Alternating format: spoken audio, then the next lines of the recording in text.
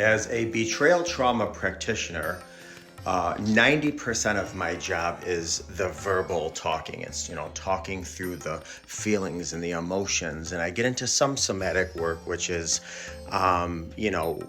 dealing with the body and movement with emotions and trying to do the mind-body connection and so forth. But there are times where clients need a little bit more. Again, I'd guesstimate that about 90% of people are fine with the CBT and the DBT. But there are times where clients do need a little bit more. And I do suggest a few things. There's equine therapy, there's music and drama psychotherapy. There's ETT, which you can Google that and look it up. There's EMDR. There's EFT, which some people can do, no problem, which is tapping.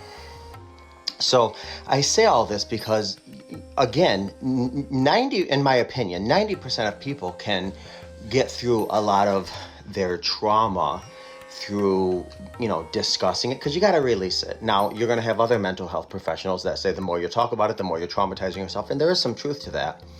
But as long as you're working with somebody who understands the direction in which clients must go and take you to where you're not re-traumatizing yourself, maybe you're reframing, maybe you're reattaching certain meanings and thoughts and emotions. So try to talk to somebody who's relatively informed and skilled and educated and all this other stuff.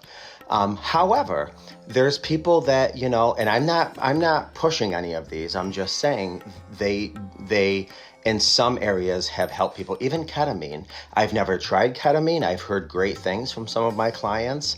I don't believe it's FDA approved, but it does show a lot of positive results with a lot of people. So, I don't want you to do anything that's unethical or certainly illegal, but I do want you to heal from your trauma. And if talking about it, and you've been working with somebody, a very skilled mental health professional, and you've been talking about it, but there's just it's been months and months, or even years and years, I'll say, and there's still some stuff. If there's still some stuff, you might want to be open to medication if you're not. And then if medication and these things haven't worked, then maybe go up to some of the other things that I recommended, or that some other mental health professionals recommend, because ultimately, I want you healed, or at least managing your trauma, so your trauma is not managing you.